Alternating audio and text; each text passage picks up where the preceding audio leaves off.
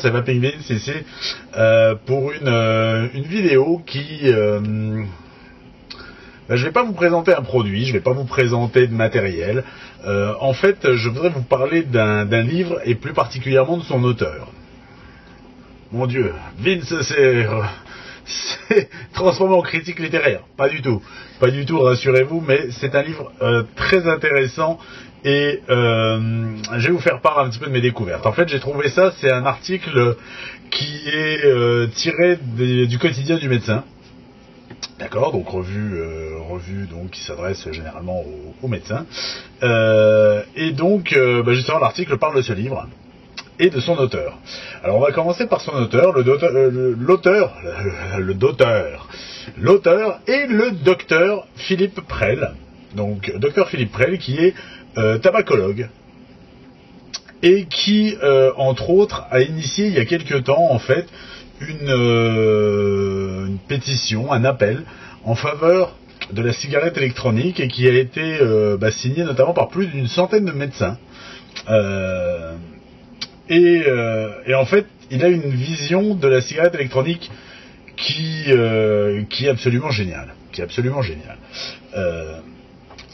Il part du principe que maintenant, lui, en tant que tabacologue, lorsque il entreprend une démarche de sevrage tabagique chez ses patients, il estime ne plus pouvoir se passer de la cigarette électronique. Étonnant. Et il explique pourquoi, tout simplement, parce que la cigarette électronique va permettre deux choses. La première, ça va être de calmer l'angoisse du futur ex-fumeur. Tout simplement parce que c'est vrai que quand on veut arrêter de fumer, pour ceux qui ont déjà essayé avec des méthodes classiques ou même sans méthode, à la dure, à l'arrache, c'est un peu tendu des fois. C'est un petit peu tendu parce qu'on angoisse, on se dit ça y est, c'est ma dernière cigarette, j'en rachète plus et tout ça, et puis c'est vrai que c'est pas évident psychologiquement. Certains y arrivent, certains ont cette volonté, y arrivent et c'est super, je suis admiratif. Moi j'ai essayé plusieurs fois et jamais les résultats n'ont franchement été très très probants. Donc en fait il associe la cigarette électronique au plaisir. En fait, ça va être une démarche psychologique qui est la même que pour la cigarette, c'est-à-dire que, et pour toute dépendance, on va y venir, c'est-à-dire qu'en fait, le fait d'utiliser une cigarette électronique va toucher les mêmes zones du cerveau, va toucher les zones du cerveau qui sont les récepteurs du plaisir. Donc en fait, on va prendre du plaisir à utiliser notre cigarette électronique. Comme on va prendre du plaisir, comme notre cerveau va prendre du plaisir à fumer une cigarette. Vous voyez ce que je veux dire? Donc en fait, utiliser cet objet dans le cadre d'un sevrage tabagique permet justement de continuer à alimenter cette zone du plaisir du cerveau. Donc, ça va se faire beaucoup plus en douceur. Ça c'est cool, et c'est vrai que c'est très très judicieux. D'ailleurs, il insiste beaucoup sur le plaisir qu'offre le fait de vaper. Et pour lui, en fait, la cigarette électronique arrive à combler d'un côté le manque physique, avec notamment l'apport de nicotine, et d'un autre côté, le manque psychologique, avec justement la sollicitation de ces zones du plaisir. Vous voyez ce que je veux dire? Donc, ce qui veut dire que la personne en sevrage tabagique, donc le futur ex-fumeur, en fait, va avoir son expérience beaucoup plus agréable, parce que les deux rapports, c'est-à-dire physique et psychologique, sont touchés, sont atteints. Donc, plus de chances de succès du sevrage tabagique. Beaucoup plus de chances de succès, d'ailleurs, qu'avec d'autres substituts nicotiniques, tels que les patchs, les gommes, ou tous ces petits machins-là, parce que, justement, il n'y a pas ce côté plaisir dans l'utilisation de ces produits-là. Bien au contraire, c'est plus une contrainte. Alors, pour vous donner un petit exemple, j'avais essayé des petits cachets dont on fait la pub à la télé, qui, vous le prenez, ça vous passe l'envie de fumer. Alors, passer l'envie de fumer, pas certain. Par contre, le problème que me procuraient ces petits cachets-là, c'est que la nicotine, contenue dedans, parce que c'était des petits cachets de nicotine, me donnait le hoquet. Super. Donc j'avais pas envie de fumer, mais alors j'avais le hoquet pendant 10 minutes. par exemple. Donc c'est vrai qu'il n'y avait pas franchement de plaisir, là-dedans. C'est vrai que là, associer en fait les deux niveaux, c'est-à-dire psychologique et physique, ça permet vraiment de pouvoir vraiment pousser l'expérience et amener le patient, à justement décrocher du tabac parce que il n'a plus besoin de tabac ni pour combler le manque physique ni pour combler le manque psychologique. Et ça c'est cool, ça c'est vraiment très cool. Alors la journaliste qui l'interviewe lui dit oui mais est-ce que la cigarette électronique peut faire sortir aussi de la dépendance à la nicotine? Et là le docteur Prel a une réponse que j'aime beaucoup qui dit que en fait la question qu'on doit vraiment se poser c'est la différence entre la dépendance et l'addiction. Et en fait, la possibilité d'avoir du plaisir sans dépendance. À partir du moment où on a du plaisir, on met en place un circuit de dépendance. On a envie de recommencer. Et ça, c'est valable avec tout. Je prends un exemple tout con. La tablette de chocolat. Vous la commencez, vous prenez un carré de chocolat. Ça vous apporte du plaisir. C'est agréable, c'est bon, c'est et la tablette, elle finit pas le film. Tout simplement. C'est le même principe. Le principe est exactement là. Donc là, c'est ce qu'on appelle la dépendance, c'est-à-dire qu'on a envie de recommencer. D'un autre côté, il y a l'addiction qui, elle, par contre, est mauvaise pour la santé. Et la cigarette électronique, en fait, ne joue pas sur ce tableau-là. En fait, il fait une comparaison qui me fait un petit peu sourire, qui dit que sur une échelle de risque, la cigarette électronique, donc il compare la cigarette électronique et le tabac, il dit que sur une échelle de risque, la cigarette électronique est débarrassée déjà de la plupart des poisons, de tous les poisons d'ailleurs, contenus dans le tabac, notamment les goudrons, le monoxyde de carbone et toutes les autres merdes qui peuvent traîner dans les clopes. Et donc en fait, il va comparer une cigarette électronique et une véritable cigarette en faisant la comparaison. La cigarette électronique, c'est un fruit par rapport à la cigarette qui serait un morceau de sucre. Je trouve la comparaison sympathique. Étant diabétique, ça me parle d'autant plus. Par contre, il déconseille aux non-fumeurs et aux jeunes de vaper. Alors, d'un côté, il dit oui, la cigarette électronique est bénéfique pour le sevrage tabagique, mais de l'autre côté, il va dire attention, si vous n'êtes pas fumeur, ça sert à rien de vaper. Et en effet, son message, il le dit, est clair. C'est-à-dire que la cigarette électronique n'est pas dangereuse. Ça, c'est clair. Elle est même agréable. Oui, bien sûr. Ça, on s'en rend compte. C'est qu'on arrive à avoir des parfums qui nous plaisent, des choses comme ça. On prend vraiment beaucoup de plaisir.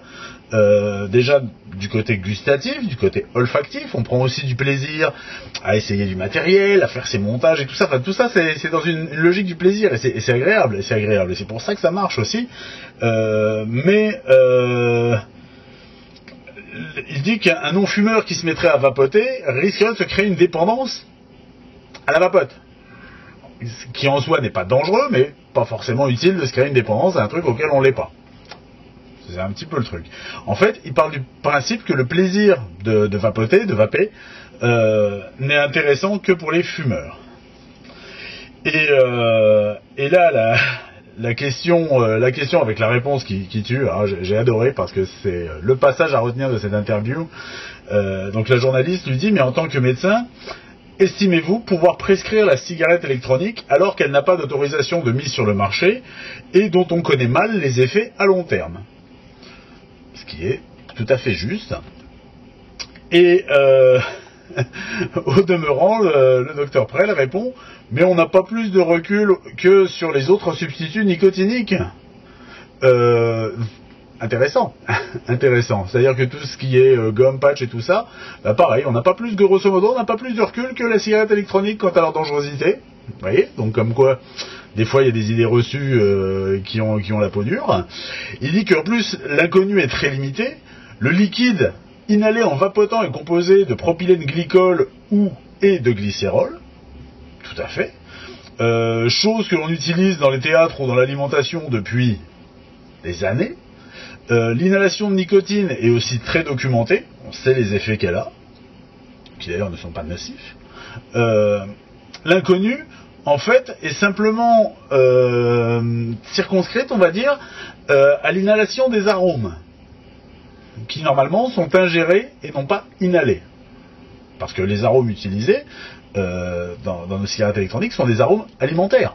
Alors certes avec quelques produits en moins parce que justement ces produits-là inhalés seraient pas top, mais ce sont des arômes alimentaires. Arômes que l'on retrouve dans 95% des produits, enfin, 100% des produits manufacturés contiennent des arômes alimentaires. Ce qu'on appelle des exhausteurs de goût, genre de choses. Vos yaourts contiennent des arômes, même si c'est yaourt à la fraise, vous prenez des fraises, vous prenez un yaourt, vous mélangez, vous n'avez pas le même goût qu'un yaourt à la fraise. C'est clair.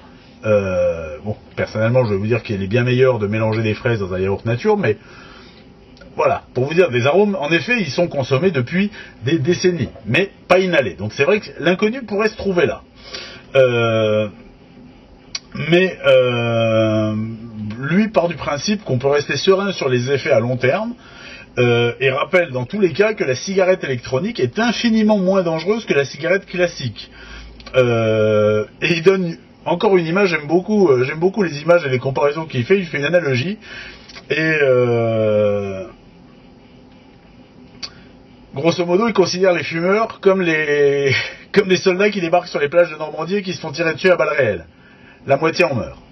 Hein, ça vous le savez, un fumeur sur deux va décéder des suites du tabac, hein, que ce soit maladie cardiovasculaire, que ce soit cancer ou autre. Et donc là, il part du principe que le fumeur, en fait, c'est les soldats du débarquement. Les barges arrivent, ça s'ouvre, ils sortent et ils se font allumer. Il y en a la moitié qui survivront pas. Les vapoteurs, eux, c'est les mêmes qui débarquent sur une plage de Normandie, mais on leur tire dessus avec des balles à blanc. C'est-à-dire que grosso modo, ils vont pas en mourir tout de suite. Et éventuellement, les seuls effets potentiels, ce serait est-ce que la poudre utilisée dans les balles à blanc peut être dangereuse. Voilà. Donc grosso modo, au jour d'aujourd'hui, on en revient à la conclusion que la cigarette électronique, c'est pas de risque. Tout simplement.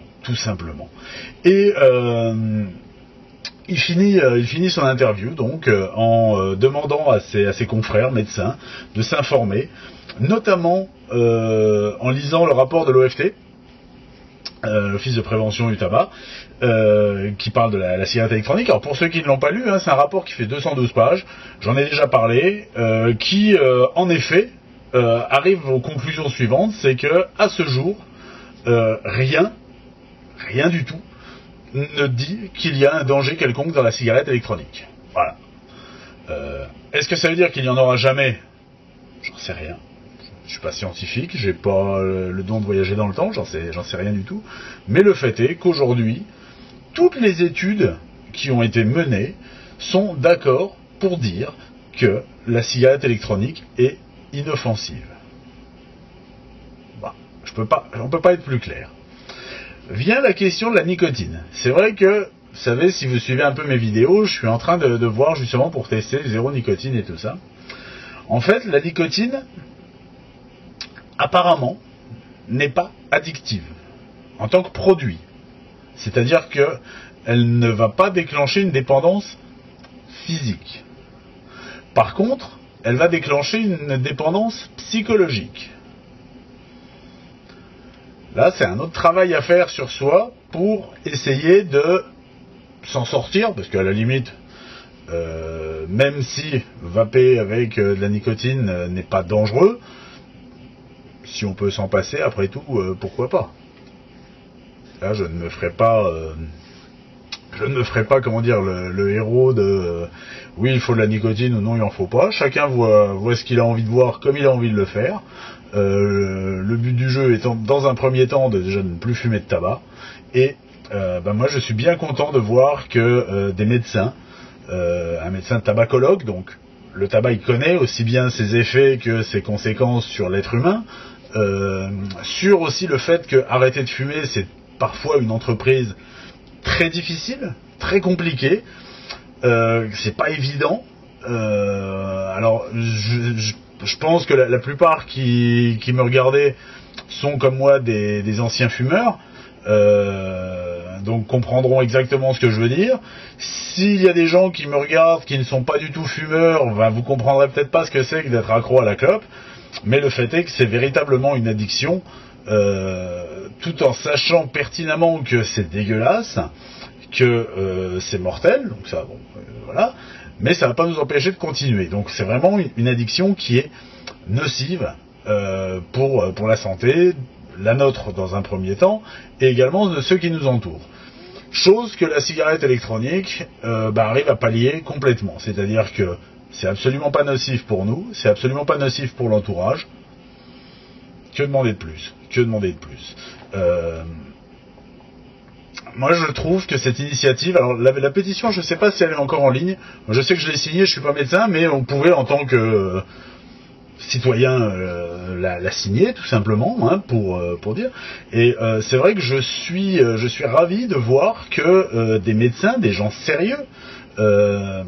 Donc là, en plus, on est sur un médecin qui est donc tabacologue, donc vraiment qui est en plein dans le domaine. Hein, et je pense que quand j'avais signé la pétition, j'avais vu qu'il y avait aussi des cardiologues, des pneumologues qui avaient signé cette pétition, bien sûr des généralistes, qui sont aussi tout à fait d'accord. J'en ai parlé avec mon médecin traitant dernièrement, où je lui ai dit voilà, j'ai arrêté de fumer au mois de juin. Il m'a dit c'est bien, t'as bien fait de toute manière. Je dis oui, mais par contre, je me suis mis à la cigarette électronique. Il m'a dit et alors, ça marche? Je dis oui. T'en es content? Oui. T'as pas refumé? Non. Alors fais-toi plaisir. Comme quoi, voilà, je reviens ce matin de chez mon dentiste pour faire mon petit bilan régulièrement. Hein.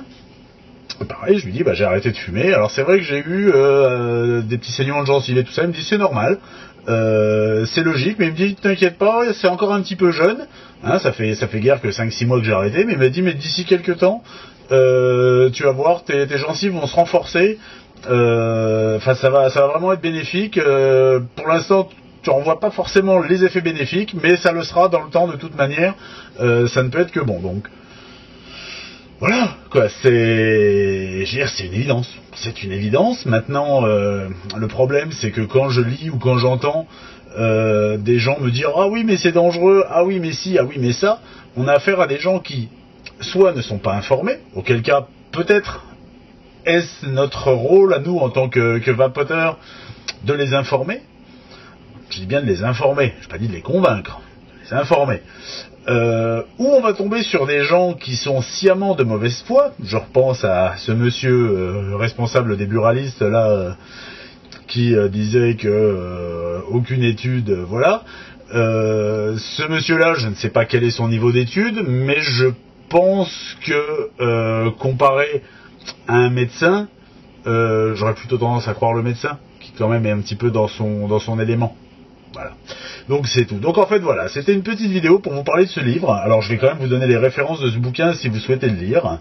Donc il est aux éditions Versilio, c'est un bouquin de 208 pages, il fait 14 €, et donc qui s'appelle La cigarette électronique, enfin la méthode pour arrêter de fumer facilement, par le docteur Philippe Prel. Donc voilà. Donc docteur, merci beaucoup. Je vous remercie d'avoir, je dirais, d'une part le courage d'avoir cette opinion, de la rendre publique et de militer en faveur de la cigarette électronique parce que, comme vous l'avez constaté et mon témoignage et le témoignage de la plupart des vapoteurs avec qui je peux être en contact directement ou indirectement vient étayer votre thèse, dans le sens où oui, grâce à la cigarette électronique, on a arrêté de fumer facilement, sans angoisse, sans stress, sans anxiété, sans nervosité, et en prenant du plaisir. Et ça c'est encore plus cool. Voilà. Écoutez, sur ce, bonne vape à tous. Comme d'habitude, vive la vape libre. Et puis, je vous dis à bientôt. Allez, salut!